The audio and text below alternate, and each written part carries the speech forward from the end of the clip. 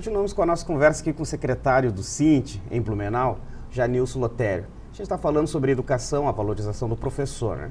E o que se espera, né, da carreira do magistério? O que se deveria fazer né, de investimento para melhorar a situação do professor, e não só do professor, mas da educação do modo geral, Janilson? Olha, existem várias propostas, né? Mas eu gostaria, antes de falar das propostas, de fazer comentário em relação à pesquisa que saiu do IPEA essa semana. Sim. Já deixou bem claro que a educação não é gasto, é investimento. Então, você investe na educação, você tem um retorno lá na frente fantástico, que aumenta o PIB. Cada valor que você coloca na educação aumenta o PIB. A Coreia já deu exemplo disso. Já deu exemplo disso. Então, assim, a nossa meta, que foi defendida na CONAE, que foi a Conferência Nacional de Educação que aconteceu ano passado, é chegar que o Brasil invista pelo menos 10% do seu PIB na educação. Que hoje... Hoje gira em torno de 5%. A ideia era chegar em 2002 com 7%. Com 7%. Então, já foi 3%. Aumentou um pouquinho para 5%, principalmente alguns investimentos aí, principalmente a nível superior e educação técnica, mas a meta é chegar a 10%. Porque assim, educação, se não tiver investimento pesado, não tem solução.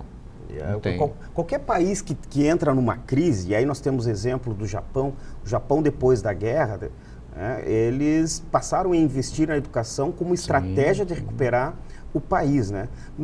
Tem um livro do Essa de Queiroz, que ele criou um personagem, o Fradique Mendes, que aí ele fazia as correspondências de Fradique Mendes. Aí o Fradique Mendes era um personagem do Essa de Queiroz que ele ficava se correspondendo com várias personalidades, algumas fictícias e outras não. E ele se correspondeu, o Fradique Mendes, com o Paulo Prado no Brasil, e o Paulo Prado pedia para o Fradique Mendes fazer um olhar, né, de Brasil, e o que o Brasil, isso lá no fins do século XIX, começo do século XX, né, o que o Brasil poderia melhorar? E entre outras coisas, o Fradique Mendes disse que o Brasil deveria investir pesadamente na educação, coisa que o Brasil não fazia naquela época, da mesma forma como estava investindo na agricultura, na pecuária. Sim. Isso naquela época. De lá para cá, nós temos esses exemplos aí, né, 3% de investimento, né, há poucos anos, né, que os governos fizeram na educação, que é um grande problema, né? Os resultados são esses aí que nós temos.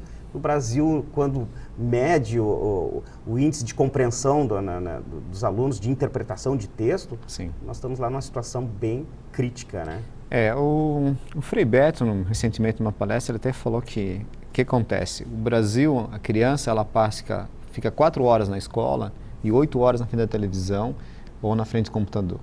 Em outros países acontece o contrário. Fica mais tempo na sala de aula e em outras atividades depois. Então, passa de 6 a 7 horas em sala de aula. Então, a escola integral é um dos caminhos para fazer isso. Só que a escola integral tem que ter investimento.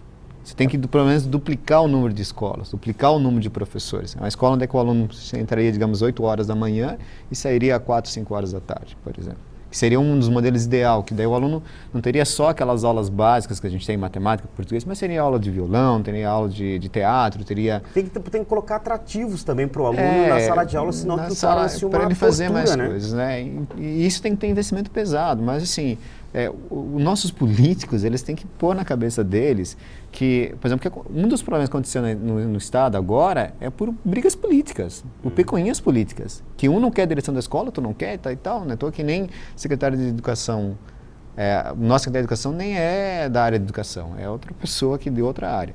Mas, por exemplo, assim, se os políticos postarem na cabeça deles que a educação é um processo que não é de um ano para outro que vai ter resultado, mas 10, 15, 20 anos, e que eles teriam que deixar um pouco essas picuinhas que eles têm, a coisa mudaria.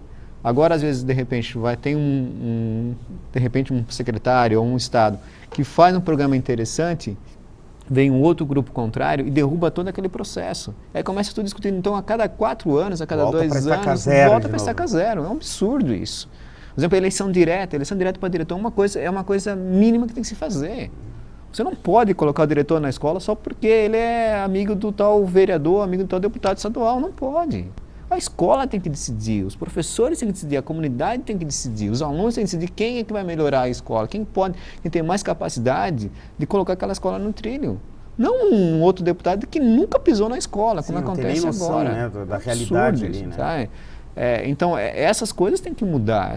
Essas valorizações, isso é um caminho difícil, mas se os políticos começarem a pensar a educação como um todo e deixarem essas coisas de lado, a coisa começa a melhorar. É o primeiro caminho, é o primeiro passo. Só que isso é um processo, tem que começar hoje para daqui a 10 anos ter resultado. Porque uma das coisas que há de se pensar em relação à educação, que uma escola, numa determinada comunidade, ela deveria ser vista como um espaço não só dos alunos, mas da própria comunidade. Da comunidade. Os pais passar a interagir mais com aquela escola. Isso é possível, né? Isso é possível, mas aí acontece mais um outro problema. Infelizmente, a gente tem alguns exemplos de escolas abertas, que de repente os alunos vão no final de semana lá e tal, mas a participação dos pais é muito pequena ainda. Envolvimento, né? Os pais, assim, eles, por todas essas circunstâncias que tem agora, de ter que trabalhar mais, essas coisas assim por diante, eles ainda acabam deixando a escola ainda com um segundo plano. Se você tem, digamos, um compromisso, e esse compromisso é, digamos, sair com os amigos, e nesse mesmo dia tem um compromisso para a escola, uma reunião de pais, eles vão com os amigos depois vão lá se sobrar tempo, for na reunião na escola, né? Então você faz reunião de pais com escolas que tem 700 famílias, vai 30, 20, 15 pais. Isso é um absurdo. Porque assim, todas as escolas que tem o IDEB melhor, que é o Índice de Desenvolvimento da Educação, você pode pegar e analisar a participação dos pais, dos alunos, da comunidade, dos professores, é maciça. Então, a escola que tem a participação de pais, alunos, ela já dá um grande passo. Porque daí o professor não está sozinho em sala de aula. Porque ele tem a participação dos pais, e muitas vezes a participação dos pais é super importante. E os pais eles têm uma voz muito grande na sociedade. Eles não se perceberam para isso. Mas quando os pais chegam na frente da escola e dizem assim, não, meu filho só vai entrar nessa escola se tiver isso, isso, aquilo, a mudança é grande. Porque assim, o professor, todo mundo está acostumado ao professor, sempre está reclamando, sempre está reclamando. Agora, quando os pais começam a participar dessa luta, os alunos também, que às vezes os alunos também não participam, né? Infelizmente, temos alunos que vão para a escola pensando apenas em amizade, essas coisas, mas não estão pensando que dali vai refletir no futuro deles lá na frente. Né? Tá aí uma boa colocação que o Janilson faz nessa discussão que a gente levanta aqui, da valorização da educação do professor, mas também que os pais estejam envolvidos nesse processo, que é super importante, né? E a gente acaba muitas vezes deixando, né, de chamar os pais e também buscar uma forma de envolvê-los, né, na escola. As escolas têm tentado bastante isso, assim, a gente parece ver que bastante professores têm feito algumas tentativas de envolver os pais na escola. Mas é aquela história, assim, a educação ela tem que ser pensada por todos. Pela comunidade escolar, pelos pais, alunos, professores, diretores e toda a comunidade. Assim, porque às vezes, para transformar a escola num espaço de cidadania, que deveria de ser o espaço dela, não é com um só, reclamando uma ideia de um, tem que ser a ideia de todos eles. Né? E isso favorece, isso ajuda toda aquela comunidade, toda aquela cidade. É possível, assim, a gente percebe, vê reportagens do pessoal, como você falou da Coreia, por exemplo, quando tem o tal do vestibular lá, que é o tal que eles chamam da prova do ProUni, que eles fazem aqui, né? O país para os alunos conseguirem fazer a prova. Porque naquele momento o mais importante é que os alunos cheguem nas escolas, cheguem nas universidades. Que não se atrase. Que não se atrase. Agora aqui não. Você pensa sempre em todas as alternativas e, por final, pensa no aluno, pensa na escola, pensa no professor. Tá? A escola, se tiver aberta e tiver os alunos lá dentro, aquelas 4 horas, está ótimo para muita gente. Tá? Agora, um governo em que ele está preocupado em construir mais presídios do que escolas, bom, aí nós vamos ter um problema, né? Aí já entrou, por exemplo, numa outra questão que é matematicamente. O professor matemática tem essas coisas. Mas, enfim, uma coisa, isso seria um outro tema. Mas só para fazer um dado, por exemplo, se gasta praticamente quase R$2.000 por mês com presidiário. E se gasta em torno de R$150 por ano com aluno. Que é um absurdo, né? Então já alguma coisa está muito errada aí. Janilson, Algo assim que também fica um pouco obscuro da gente entender é que o professor, além de ter a dificuldade de se requalificar, né? E quando ele consegue fazer um mestrado, um doutorado, ele não é reconhecido. Não é reconhecido. E esse não reconhecimento vai por questões financeiras, né? Vai por questões financeiras e aí por também, não só questões financeiras, que são estruturais também. Mas financeiramente é bem isso. Por exemplo, assim, eu vou ser um caso meu particular. Assim, você termina um mestrado, quando você vai lá entregar o seu diploma e tal, você recebe um aumento de salário de 150, 200 reais. No máximo. Né? Então, quer dizer, aí tu já percebe assim, você estudou, você se esforçou para se qualificar e no quadro lá você não é valorizado. E quando você realmente entra num mestrado, num doutorado, você vai querer fazer atividades diferenciadas na escola. Sim. Você quer colocar em prática de lá. Aí você esbarra com uma série de problemas. Aí não tem cartolina, não tem sala ambiente, não tem isso, não tem aquilo, não tem espaço. Então, infelizmente, aí o professor acaba se acomodando ou, que sai a maioria, acaba saindo da rede pública, indo para a rede particular ou outros níveis. Né? Você, qual a formação? Eu terminei agora o mestrado em Ciências Naturais e Matemática pela FURB, inclusive, né? E tenho também administração de empresas, né? E sou formado pela Federal também, de Santa Catarina. Formado em? Em Ciências Naturais e Matemática. Ciências Naturais. Trabalha com matemática em sala de aula? Matemática e ciências, né? Quando a gente fala aqui também da questão da educação, e Blumenau está enfrentando aí um problema com a educação infantil, né? Sim. A Blumenau está com déficit aí de aproximadamente quantas, vocês têm ideia aí de vagas? Olha, pelo último dado que a gente tem, em torno de 3 mil vagas no mínimo. 3 mil vagas? Mas isso a gente sabe que aí acontece novamente aquele problema que interfere tanto no estado como no município. Tem algumas creches, eu sei um caso que eu fui também procurar a creche para minha filha agora recentemente, e tem um berçário lá, tem um espaço lá, mas não tem um profissional.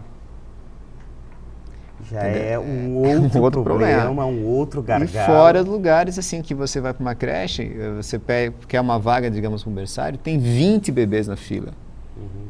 Então, assim, tem 20 crianças para entrar no berçário. Aí entra num outro problema social. Teoricamente, tem 20 mães que poderiam estar trabalhando, gerando mais renda, e tal, assim por diante. Precisa ficar em casa para cuidar dos filhos. Ou, pior ainda, às vezes aquelas crianças ficam com outros irmãos mais velhos, né, com 12, 13 anos. Então, assim, é um problema sério. O trabalhador enfrenta essas dificuldades quando a gente começa a olhar para a educação, né? Ou vai para a creche particular, daí vai ter que pagar 200, 300 reais, às vezes vai pagar o salário inteiro que ele recebe para a creche. Para manter o filho na creche. Porque também em Blumenau não se construiu mais creches. Não, é assim, no modo geral, o investimento na educação em prédios foi muito pequeno. É pífio, praticamente é inexistente. Depois de 2008 foi feita algumas reformas, algumas creches que deram problema, outras creches que desapareceram não foram erguidas, simplesmente tiraram elas, foi feito um arranjo de algumas outras e pronto, acabou. Você não vê, é visível, você vê em Blumenau se fazendo agora a questão de esgoto, vê negócio de ônibus, mas você não vê escolas. E a população cresce, nós somos mais de 300 mil habitantes. É visível, não precisa ser expert em matemática para perceber que a população cresceu, vai ter que aumentar o número de escolas. É uma lógica. E cadê essas escolas? Os problemas que nós vamos enfrentando com a educação, mas que o sindicato tem o papel de cobrar, né? Continuar cobrando, e para ver se a gente tem resultados, né, Janilson? Bom, chegamos ao final de mais um Cidadania em Debate, um programa do Sindicato dos Servidores Públicos do Ensino Superior de Blumenau. Quero agradecer a presença do secretário de organização do SINT aqui em Blumenau, Janilson Loteri, que falou sobre educação, a valorização do professor. Também quero agradecer a você que esteve ligado no nosso programa.